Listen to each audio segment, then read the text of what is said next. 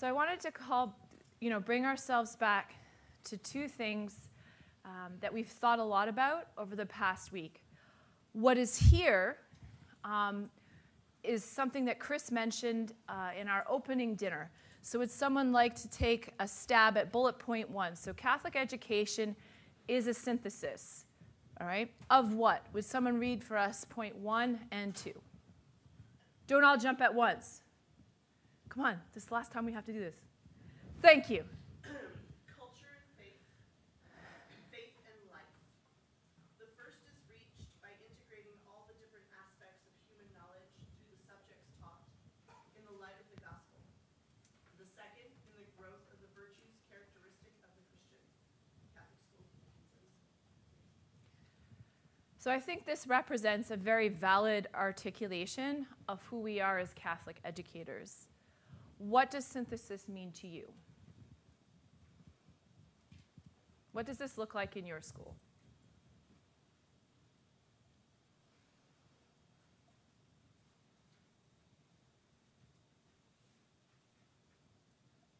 This is, if you want to answer the question. What does that look like for you? I can kind of seed some responses. For us, the first Catholic school I taught at, the first is reached by integrating all the different aspects of human knowledge through the subjects taught. We were really terrible at that, straight up. What that looked like in the school that I taught at finally, was really, in particular, when I taught the bioethics class, trying to intentionally time that with, relevant issues in the biology class and in the theology class. The bioethics was an elective, and I had the luxury of kind of having the curriculum in the way that I saw was logically kind of fit, and so that class was the bridge. So that's how I attempted that synthesis. Anybody else? What does synthesis look like in your school? Or what could it look like now that you've been here? Yeah, go ahead.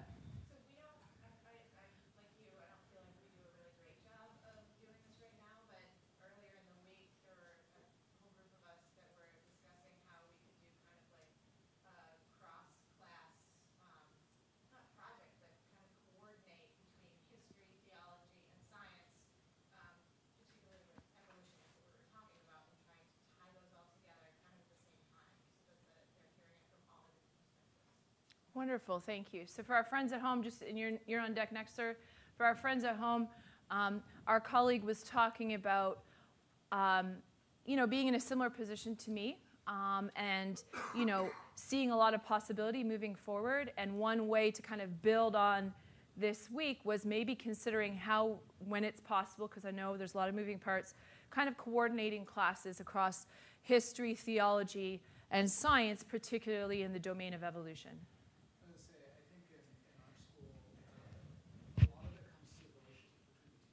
Mm-hmm. That, I feel with all the other, like your sophomores and the other sophomore teachers, have enough a relation with that, like Lorianne will tell me when, or we'll go back and forth about science stuff, but even like the English teachers or like in humanities, a lot of that crossover with the different classes starts to come up, and because we have that, but also when we do retreats, we really emphasize getting the other teachers. It's not just the theology department. Mm.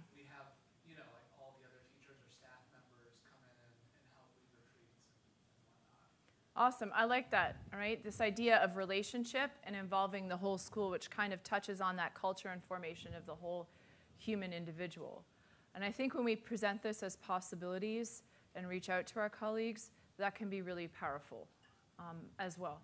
So our second theme that we pulled on throughout the week was this faith and reason. Would anyone like to read this for me? Because this is really kind of the way I see the integration of science and religion, right? Go ahead, Father Paul.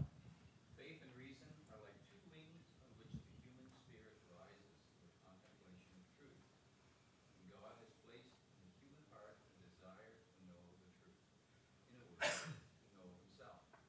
So that by knowing and loving God, men and women may also come to the fullness of truth to know themselves. Now, sir, you had your hand up also. Tari, did you want to comment on what, like, so the next comment is, how do you see this, and you can say pass, that's cool, but how do you see this kind of, now that we take a step back, look at this in light of what we've learned this week, what does this mean to you?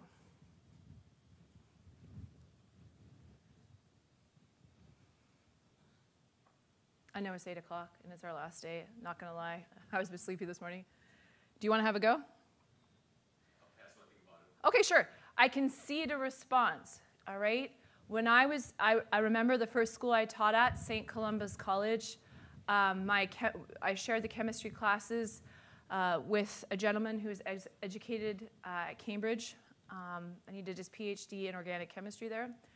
And he said, I'm here just to teach chemistry, and I don't think religion, and it was a Catholic school, I don't think religion has any place in my classroom, right?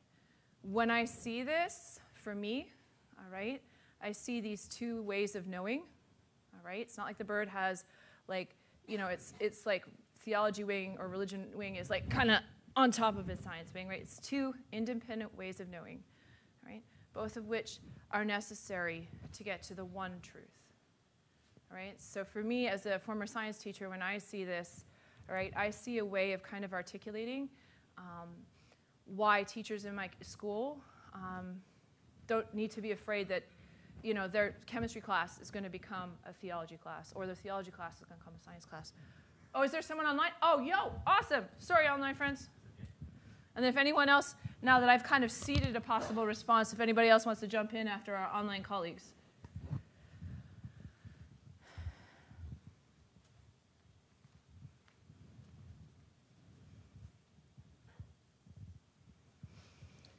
Elise says at our school we are beginning by sending 3 religion teachers and 3 science teachers to the 2 courses you have run this month.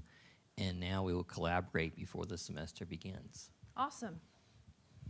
Collaboration. That's it. You know, back to your comment about relationship, right? Sister and I were talking about relationship today, all right? Absolutely, thank you. Both wings have to work in relationship to each other for the bird to fly. Anybody else want to add anything to this? Yeah, go ahead, and then go ahead. When they speak loud enough, Treg, can you all hear them? Cool. Do you want my...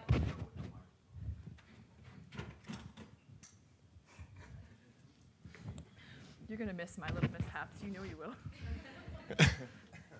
will. I think, especially in a biology class, when our students come in, they think of themselves as the observer, as not a part of the reality with which this quote speaks to.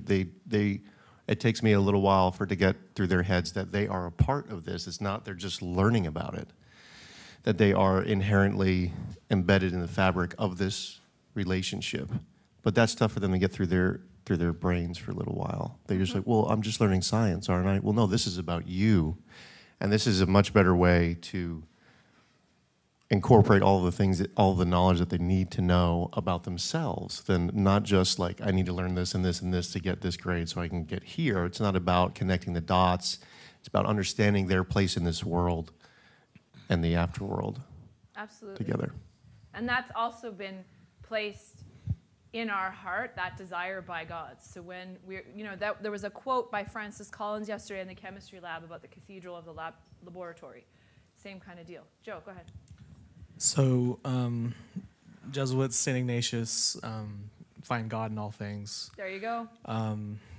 You know, I have the view, I'm very much a Ignatian charism, and when I see this quote, it makes me think of how, and especially this week, we've done a lot of meditating on Genesis and creation, the creation story. And the way I see it, it's like God leaves all of these, you know, breadcrumbs, or like, hey, I'm here, you know, Easter eggs, thank you. Nice. Where, you know, everything, and that's part of St. Ignatius's first principle foundation, like everything that I've created is for you to come, know, love, serve me, and all that kind of stuff. But like, and yeah, well, so like, everything that's there is to draw us to God, but then the secondary part of the creation story is that we are also created. And I think for our students to like say that, okay, you know, God is out there saying, hey, come find me, come love me, but also, hey, I created you as well, and that you are even more, you know, I don't know, you know, what resonates with me is that do our students understand how beloved they are to be a part of God's creation and to see themselves not, you know, as these, I don't know if I'm saying this right, but No, I understand. I completely know. follow what you're saying. Yeah, yeah. I just have a big thing right now with our students and their sense of self-worth. And Yeah, I think we'd all agree with that, right? yeah. Students and self-worth right now. yeah, and like creation and being a part of created and being loved into being, that just, you can't help but see themselves as like, no, like you are very much infinitely loved and infinitely valuable. No, thank you. That's beautiful. And I think we can all agree that there's a bit of a crisis in that regard, at least with some of our students, right? Not knowing in their deepest selves how loved they are. Tim, Deacon Tim, did you? Jen writes that at my Catholic school, even though most of our science teachers are people of faith, there is a, quote, a stay in your lanes approach, unquote, to teaching. Jennifer, can I ask, I guess, probe a little bit further? When you say stay in your lane, that means collaboration between theology and science don't happen? Is that what you're saying? And sure, I mean, I get that. We're going to talk about the bioethics class that I taught, and it was a little bit kind of uncomfortable when we started for precisely that reason. And I acknowledge that as a concern. It helped, and I know this might sound trivial, it helped that I kind of sought them out and said, I'm thinking about X in my classroom, what would you say? I know, you know what I mean? And they actually had a lot of input into what I was doing. So yeah, no, I understand. That, I mean, that's a very real, when we talk about relationship and connection, even within departments, that's a real concern. And I faced that as well in my classroom practice. I had one or two teachers, one of whom actually came here for foundations, were really supportive, and the others were, I hear what you're saying, Jennifer, much more stay in your swim lane. So what I want to do is put these two pieces together, right? What a Catholic school is, that synthesis piece, the faith and reason piece, and you, friends, in front of me, all right? And this idea of truth. And while Benedict XVI was speaking to the Jesuits when he said this, I think this is extremely true of what we are being called to do, all right? And I think this speaks a lot to what Joe was saying about the self-worth of the students, all right? I like to talk a lot about, when I talk about St. John Henry Newman, all right, and how he was, he's asking the question about how do we relate to secular modernity, right? This idea of the fragmentation of knowledge, right? The frontier that we are sitting at right now is really a crisis of meaning and a crisis of self-worth. That is the frontier we are being called to as teachers. All right? So that is how I see these two statements in relation to each other. So I first wanted to talk a bit about, statistically, how students see the relationship between science and religion. All right? This is something that I'm sure all of you have a sense of, but I wanted to arm you with some numbers and some hard data. All right? I do have that scientific background after all. If it's worth it to you to take back to, one, for your own knowledge, but two, to take back to your schools and say, I want to do X, Y, Z stroke Z in the classroom, right? And here's the data that supports that these students quite likely need this, all right? Then I'd like to talk a bit, I want to elevate our lesson units a bit and provide you a model for an entire course that was actually student-driven, I wanted to start teaching science and religion, and based on the questions I was getting from my students, which you will see in a moment, all right, I redesigned the second half of the course. And finally, what I'd like to be able to provide you with are some resources for your classroom practice, most of which are free. Suffice to say, it is a decent and prevalent opinion among Americans that there is some kind of non-positive relationship between science and religion. All right? I think we all know this intuitively. If there wasn't one, if it was a mutually beneficial relationship, we all accepted that, then, I mean, Chris and I might be out of a job. All right? So I know we know this, but here are the statistics for you. They're kind of old, but all the data that we have now, the longitudinal studies suggest that this gap between often conflict and mostly compatible, all right, is only increasing. All right? What's very interesting, all right, is that does science sometimes conflict with your own religious beliefs? All right? That is skewed heavily in favor of the does not conflict. Right? What we are seeing, and we know this, who's ever heard, well, my truth is X? There we go. Okay. So what we are seeing, I would argue in that kind of the second statistic, all right, what we are seeing is the emergence of the this is my truth, you have your truth, my truth is my truth because it makes me feel good in the moment. All right? And that is dangerous. Right? We all know that that is dangerous. So statistically, this is where we are at. In terms of what students ask, all right, we saw in the chemistry lab yesterday, I guess, average questions from a longitudinal study of young American Catholics who turned away from the church. What you are seeing here are questions that I have been asked by my students, most of whom were not practicing Catholics. They were baptized, but they were not practicing Catholics. All right? I believe in God. He could have created the earth, but I also believe there could be a Big Bang. I don't know which I should believe. You seem Catholic. You're a science teacher. All right? So you notice, again, this is not the same student who said, which do you believe more, science? It was a different one. All right? So they're all very curious about this. If science can discover something, does this mean science should? I would argue that answering this here is very important. All right? I don't know what you all think, but for me, in the classroom practice that I had, all right, it seemed to, when I got to the crux of the issue with science and religion of my students, sometimes it was Galileo. I took a survey of my students. If you have the time, all right, it is very, sometimes depressing, enlightening to survey your students. On average, about 45% of my students for 3 years believe Galileo was burned at the stake. All right?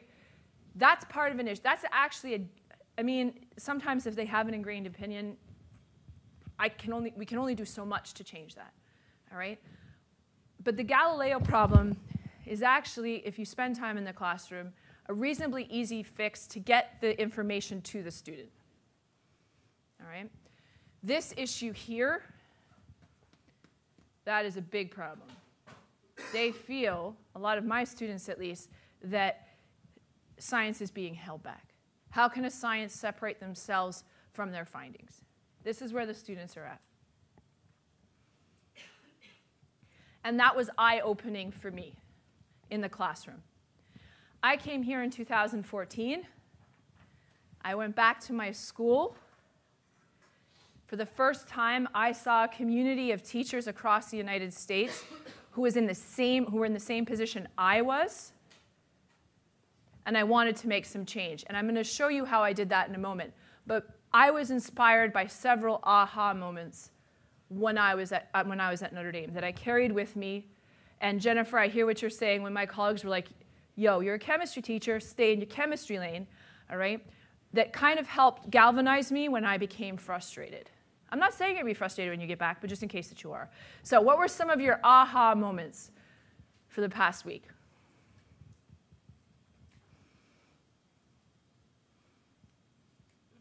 Wow. We lit stuff on fire yesterday. That, to be honest, that was my aha moment. Go ahead. Well, so my colleagues. Yeah, we need to turn it off. Hello. Otherwise, apparently they recorded me like talking about like getting coffee and stuff like that. Sorry, my bad. So next year will be my first year teaching physics. I'm Yes. normally a math teacher, and so I came at this from yay math. So I came at this from a math perspective. We don't deal with these kind of religion things in the math class because it's equations, but we do get this question: when am I going to use this in my real life? Yeah. Oh yeah. Yeah. And so I came away from this with an answer, an additional answer to that question of this class, this math class that you're taking is a foundational approach to the things that help explain the laws of the universe that has been created around you. And for me, that's a big deal. That's a big aha moment for something I can tell my students at my Catholic school about how math is not just some abstract, unrelated concept to the world around them. Brilliant. Absolutely brilliant. It's part of the reason why when I give a fuller version of the chemistry talk you saw yesterday, that's why I talk about math for precisely that reason. We talk about awe and wonder, but order. We good? Anybody else? Go ahead. Oh, goodness. Where's the other one? There's two. And then we have one over. Where's the other mic? Oh, no, we're good. We'll play mic relay. I would just say being able to breathe new life into teaching Genesis 1 to students that often becomes so mundane. Yeah, we know how it goes. We know God says it was good. We know God says it was very good. We're bored with this. We know how it goes. But breathing new life into it with what was encountered with the science and the theology this week. Awesome, thank you. We have one comment here, and as the mic is making its way all the way to the front row, I hear you, because for me, that was the atomic model. As much as like I'm a chemist, and I think it's really cool that I can do things that 60 years ago human persons had no idea about. 10 years later, with all due respect, only men basically did. And that's exciting to me. I had the same response to my students, so I empathize completely with what you're saying. Go ahead. So I definitely had heard of, the God of the gaps, or thinking of it in, well, we can't explain that, so that's where God is. And I always had an issue with it because then as science found more knowledge and more explanation, God became smaller. So I had never heard of the primary and secondary causes or God being the cause of all causes. I'm like, ooh, that takes God out of the gaps away. And we don't have that issue. That is like one of our biggest, I find Steve's, he talks about Shakespeare, yeah? He talks about Shakespeare, right? So I kind of modernized that. I had a student ask me that question. In like southern Indiana, they asked me to go to a primary school, and I'm a high school teacher for a reason. But they asked that question, and while I couldn't use Shakespeare because those students were not developmentally at the Shakespeare stage yet, we talked about, anyone see Moana? Yeah, so we talked about Maui, is that how you say it? In Moana, right? And Maui talking to you, and so that's a way to, kind of modify that analogy for the students to kind of understand, to put it in their context. And it was an 8th grader got it, because I was fairly certain the child got it, because I asked, okay, well, what does this mean then? And the child re-articulated themselves out of a God of the gaps. So awesome, thank you. So I think I wanted to just build on what he said as well, because I feel like the secondary, like learning about ourselves as human beings as being secondary causes of creation, the way that God honors human beings by giving us that purpose and being part of secondary causes is like a beautiful way to kind of go against the utilitarian, like we are cogs in a wheel, we are just what we produce, which kind of gets back to, Joe's point, which is that we want our students to know that their value, like their inherent value as being secondary causes of creation. Wonderful. Does anyone else have a point they want to add? Do you want to? Cool. I got this. Sorry. No, it's all right. I'm going to be on an airplane for like 7 hours, or 8 hours, or however long it is. I got to get my steps in now because I ate a big breakfast sandwich. No worries. So I really just appreciated yesterday in Dan's talk where someone asked the question of like, what do I do when these parents question what I'm teaching? And, Yeah. and Dan was like, listen, I always just put like quotes from the Pope up to start. And so I really just like this little moment of, okay, I'm a science teacher, but I'm already incorporating your faith into my lesson from the beginning. I also really loved in Father Terry's talk, just like little moments of inspiring awe where it's like, hey, here's this creature. Isn't it cool? What do you think about it? And so those are little things that I'm taking away where I'm like, yeah, those are feasible. Like it's not something where I have to feel like I have to change everything about what I'm doing. That's it. But I can make little changes that would help facilitate more incorporation of faith with science. Awesome, thank you.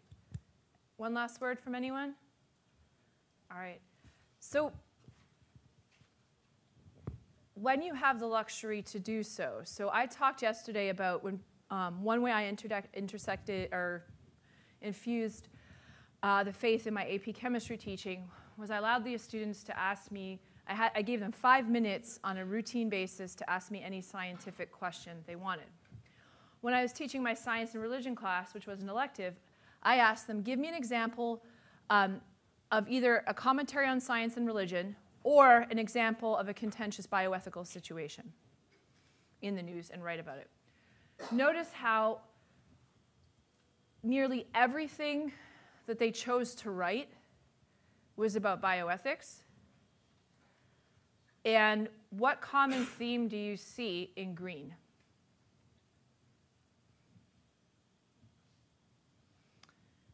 Everything in green has to do with some question about what we can do to ourselves, our body. All right? Our right to life-saving therapy, gene editing, in vitro fertilization, can you clone a human, end-of-life care, right to try laws. They were anticipating the AI robot issue. But for them, all right, at least for my students, when I allowed them to, when I asked them about science and religion, all right, just asking them, all right, maybe Random Start Friday is not your jam because you're just like stepping into this science and religion kind of dialogue, and that's cool. All right, asking them where they see this intersection or conflict so that you have the questions in hand, and then maybe starting, a starter, one lesson when you have the time is to touch on one of those questions. That works too. All right, I was pushed back on yesterday, and I appreciate it. So as a moral theologian, all right, I still get serious anxiety when I'm asked some of those questions in green, all right? Because, we all will, because we care so much and we love so much. So even asking them ahead of time, what are some of your questions on science and religion? And when the bioethics questions come up, because they will, you then have them in hand, you can take them home, and you can answer the question for yourself first, right? I told you, and I think Benedict talks about this when he asks us to go to the frontiers, we're supposed to be witnesses, right? Not in excess. We all understand what oversharing looks like. But I wanted to emphasize, again, the power of your witness to your students. And I said I had 2 stories to tell. One was a question, and one is a story. And the story is the reason why I am a moral theologian. So this is my family, all right? And the person with their arms wrapped around me, Edward Francis Camm, by all scientific knowledge that we have, which is fallible, should not be on planet Earth. At 13 weeks gestation, I was told that Edward had congenital cytomegalovirus at 13 weeks gestation. Despite the fact I was a geriatric mother at 36, I hadn't had this virus before. That's a problem. 13 weeks gestation is an even larger problem. Right? I was offered in that moment an intervention that was inconsistent with Catholic social teaching and the faith. Edward wouldn't survive till term. If he survived till term, he would be profoundly disabled. Ergo, do you want to terminate the life of your unborn child? And it was a very scary, but a very invigorating time. You always wonder if you're going to have the courage of your convictions when it really counts. And so I said to the doctors, no, I'm Catholic. That's not an option for us. What else do you have? I was put on a clinical trial for 7 months where I received infusions of human antibodies. Right? I had to wait 2 years to make sure that I hadn't contacted an array of blood-borne illnesses. I'm safe. Edward Foucault-Camm, named Francis after St. Francis de Sales, which is why we opened with him today, right, is the healthiest child ever in the United States, as far as the literature suggests, to be born with this illness, all right, having the mother been infected at that time in the pregnancy. You wouldn't know if you looked at him. He's got a small scar on the left side of his brain. He is a seizure kind of risk for life, although we've not seen anything. And he can go deaf. Although I talk about him with his father in the basement, and he somehow materializes. This is why we need to have those discussions. I had the benefit of a decent formation. This happened about halfway through kind of the work I did with the University of Notre Dame and the Science and Religion Initiative. So I had this kind of intersectionality in my head. I was a scientist by training, right? We need to have these conversations to the extent we feel comfortable, right? We need to have these relationships to the extent that we can, we feel comfortable at this stage, for people like Edward, for the mothers and fathers of the Edwards of the world. So they can feel empowered to make decisions that are in best interest of the life of that child. I did not pray away Edward's illness. I want to be very clear.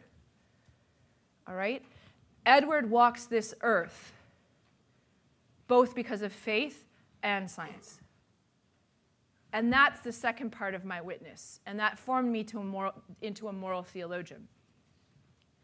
Because I would argue that our ethics as Catholic scientists and our ethics as scientific consumers, of which we are all a part, right, necessarily involves an understanding of the relationship between science and religion. All the data I have suggests that Edward should not be here. And the rate of termination, at least at that point in the pregnancy with that kind of diagnosis, is astonishingly high. It is very likely, we know now, that I got the active arm of the trial. So both my faith and the medicine saved Edward's life. But to make that decision, all right, I have the benefit of formation from teachers like each and every one of you.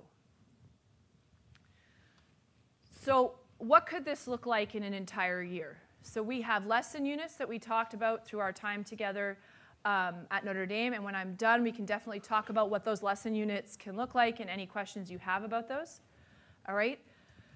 But what I really wanted to do when I wanted to talk to the kids, the students, about the relationship between science and religion in context, is I had to first break down the barriers that there was a conflict between science and religion so we could get at the heart of where their questions seemed to be. And my students over 3 years had questions in bioethics.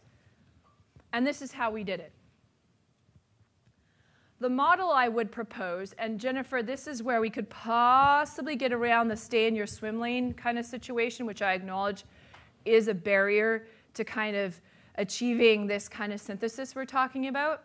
The method that I took was this. I reviewed the science. I assumed nothing with the students. And this can work with the lesson units. This can work with, OK, I'm going to use the lesson unit, and I want to do something else in my class, but I can't quite square it for a full year. This is the method that worked for me. I like routines. I like barriers. I also like rules, which is why I'm a moral theologian. So I reviewed the science. I assumed nothing. Because if I start talking about the teaching on IVF or stem cells or cloning, before I hit this, they're going to have zero reason or zero buy-in, right? They're not going to understand what the great yes the church is saying is if they don't know what's going on first. And then I would really urge you to consider whether it's the lesson units, whether it is a single class that you teach on your own, or a full year, to really consider how you make assessment relevant. Now, our lesson units, for the purposes of both your classroom practice and our understanding of our programming's effectiveness, have that pre and post test. But I think a case can also be made for effective assessment and thinking about what that could look like in a science and religion class, course, or lesson. And I really started to think about, am I serving my students when I ask them an objective kind of like A, B, C, D, E, circle one, and only that. And so what I actually had our students do, and I'm sorry, I couldn't expand, is I actually had them come up with a final project. I gave them a I could share this with you all if you wanted to, if you need it. All right, I gave them basically a mini thesis defense at the end of this class. All right, I set clear due dates for them. All right, they had to give me an abstract. Right, meetings, they had to actually give me a rough draft, so at least I could stop any crazy before it kind of evolved into, God bless you, final crazy. And then they had to present the project. Now, going back to this kind of question of, okay, involving other faculty, I'll tell you this. They had to present their project to at least 2 other faculty at the school. Now, if those faculty weren't fully versed in the faith or in the science that the student was talking about, how did that square? All right, they basically had to write down on an evaluation for me 3 things that they learned, right? Because it can be hard to get buy-in from, let's say, a history teacher if the student is talking about stem cells, right? They write down 3 things they learned and 1 question they have. And the beauty of that is twofold. 1, that student sees how many teachers are interested in that work. And 2, to get to this point of building relationships and people staying in swim lanes, all right? When we start to see that those swim lanes are actually a big swimming pool and those barriers are ones that we put in for no good reason, all right? That's how you kind of remove those barriers, right? You involve those faculty in a very unassuming way. I taught this at a Catholic school. We had both teachers that bought into the Catholic mission of the school and teachers that did not buy into the Catholic mission of the school.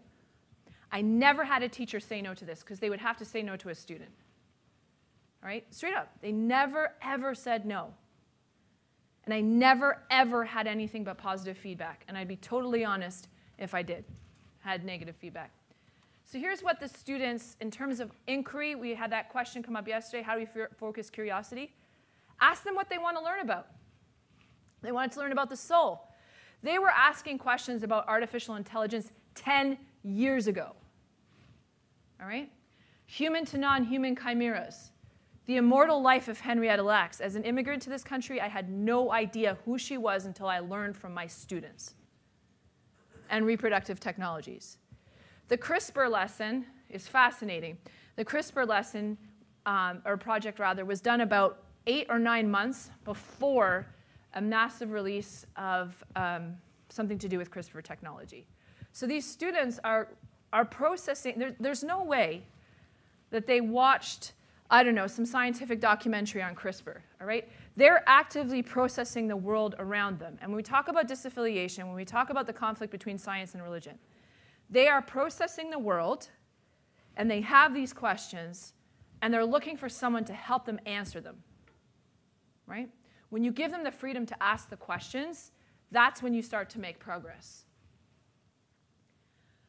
I thought it would be kind of cool to show you. That was an abstract from one of the students. All right? In that, we had a student who was Catholic and practicing. We had a student of a non-Christian denomination.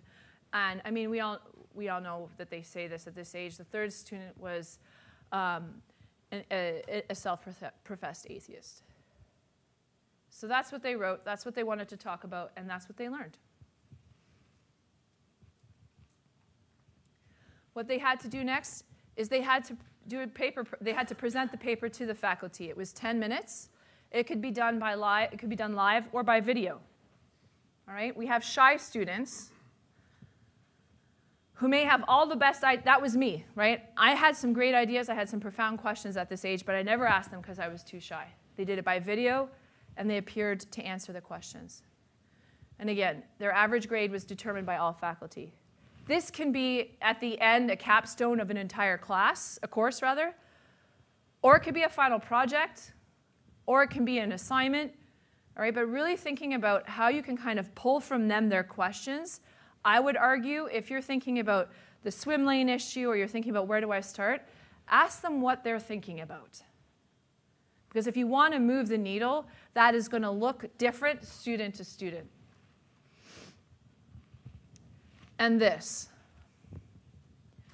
When I taught IVF to these students in my bioethics class, this particular student raised her hand and said, "I'm an IVF baby, why does the church hate me?" Halfway through the course. Leading up until that point, said nothing but negative things in her journal.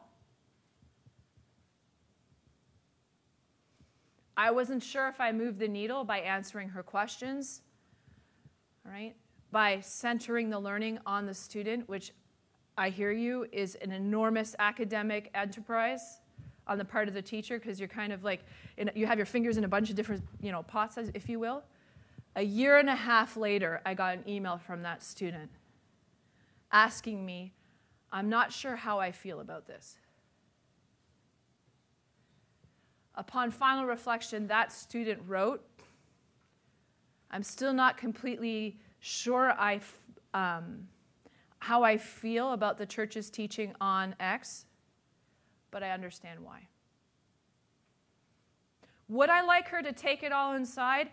Absolutely, right? We all feel that. But I think it can't be stressed enough that moving the needle for our students will look different student to student. The fact that that student was still engaged a year and a half later after she graduated and was in college, I think was a victory. So I'd like to, beyond the lesson units, I'd like to just have a moment to think about some places you may take the teaching in science and religion in your subject area and where you can get some help. All right? And I just put them up so you have them here. All right? We have this document, all right, on the McGrath website. This is free, Faithful Science, Integrating Science and Faith. All right? It talks about, and it's really clear, all right? There are some questions about science and religion there, and there are scientifically and theologically kind of rigorous but succinct answers to these top questions in science and religion. That's on the McGrath website. You do have to give us your email, but we don't tend to spam you, yeah? And then we have Chris's textbook, which I've used to teach the science and religion class. The lesson units, as a reminder, mcgrath.nd.edu/SRI, all right? The procedure with those is we are asking you in the 23-24 school year to incorporate those into your classroom practice. If you found 2 or 3 that are of interest to you, awesome. Your stipend will be triggered when you send me the first set of pre- and post-test results. You will then, picking up on what Deacon Tim said, all right, you'll then get some contact by a member of the SRI team, Zoom or email, asking you, how did the lesson go? Do you have any questions or comments or suggested alterations? Once that conversation happens, the stipend is released to everyone at the school. Does that make sense? I wanted to pause there. Brilliant. What we also do for schools is we have basically a greatest hits situation, which are called Faith and Reason Days. Chris and I and members of our team will come to your school and speak to your entire faculty for a single day. All right? It won't be all of this programming, but it'll be selected parts of it based on the need of your school.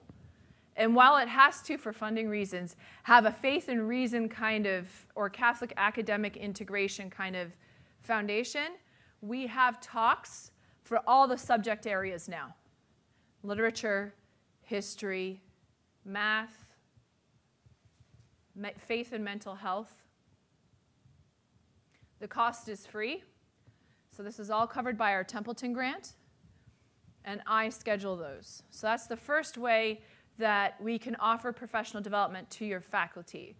So if you go back to your schools and you're thinking, I really would like to kind of have this discussion on my home turf, right? And have our colleagues or at my school kind of start to think about the relationship between faith and reason and see what's behind it. This is a way to do that. A second thing that we offer is we offer a capstone. So our capstone, the idea is this was our, our initial intake, hence foundations, right? Then we have our next kind of tier of interaction in our capstone, and these are advanced topics at the intersection of science and faith. In 2025, our capstone will not be located anywhere in the United States, but you get the same privileges in the sense that accommodation is free, food is free, shuttling you around here, there, and everywhere is also free, so we cover that with our grant. And while we cannot pay for your travel outright, there is a $2,000 stipend that is released the instant you land back in the United States, which should cover your flight. To, drum roll please, brrr, go. Cuba.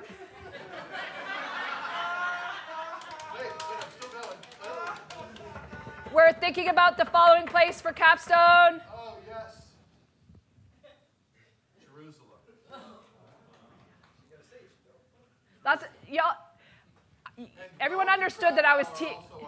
Yeah, we were also, you understood that I was teeing Chris up with the, yeah, thank you. I did it, I can't make sounds and speak at the same time. I got you. I mean, you can't do this? Really? You can't do that? Well, You did? sometimes. Maybe I get like that. So those are our two options, all right? With respect to the Jerusalem option, Notre Dame has a property there. Of course they do. I get so much mileage out of that. It's unbelievable. With Poland, we are looking at the history of the relationship between the church and science and the problem of evil. So that will be a trip to Auschwitz as well. So those are our two options that the geopolitical situation being what it is, we have to plan for two. That will be by application, and as former participants in our programming, you are invited to apply for that. So that will be usually released in the fall of 2024. Yo. So I just wanted to make a couple of extra comments about that. One of them is for Jerusalem, I mean, one of the things that's really on the table for us that we're exploring to see how much we can get into would be biblical archaeology, the science of biblical archaeology. So that would be super. I didn't know how much you wanted me to reveal. I was just going to say Jerusalem, like that carrot, and just go, hey. But here's the thing. So we can bring 30 people. Our that's budget it. allows for 30. And the application process to be among them. Oh, yes, sorry.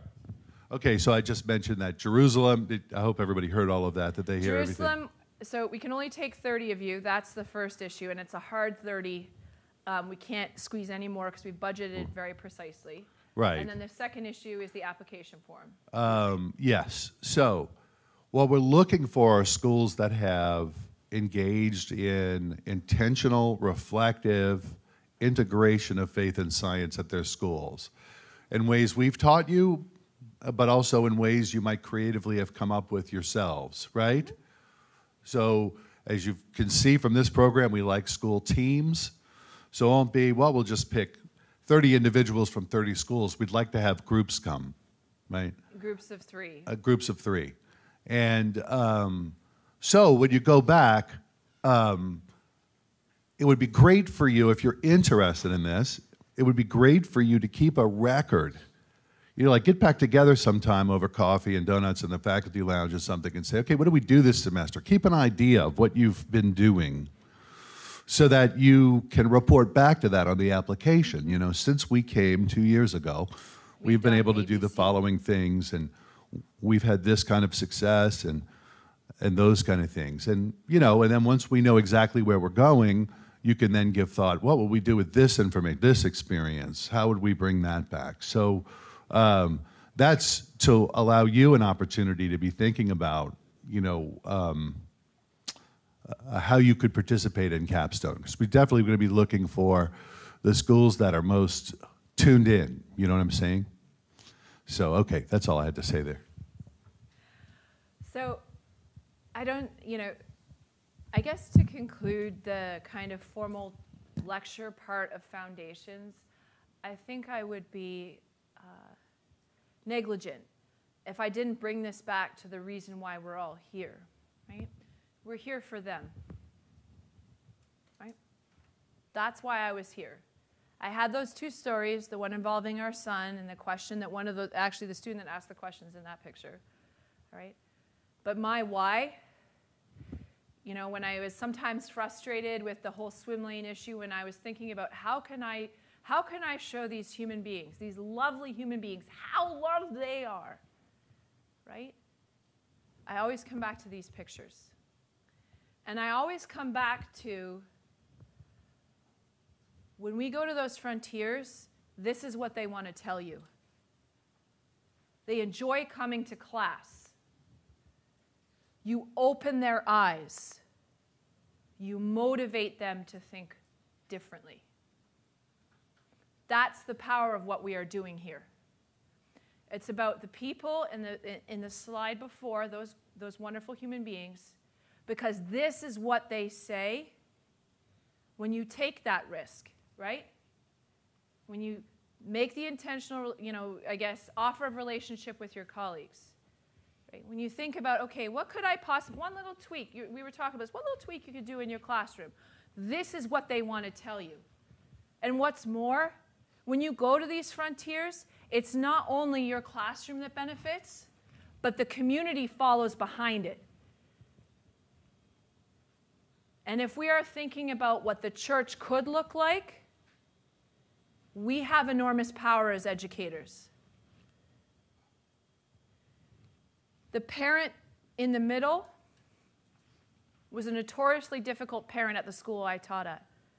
And when we made the effort to ask that child the questions that she had on her heart, when we made that effort to make sure she knew how loved she was enjoying school. And that's something I wanted to name that as the last thing I said to all of you, as a reminder of what you all do in the classroom that we're so grateful for. Because those young people go home and they tell their parents, and we have the power to show them how loved they are. And that's all I would like to say. How loved they are, relationship. That's what we can do. Thank you.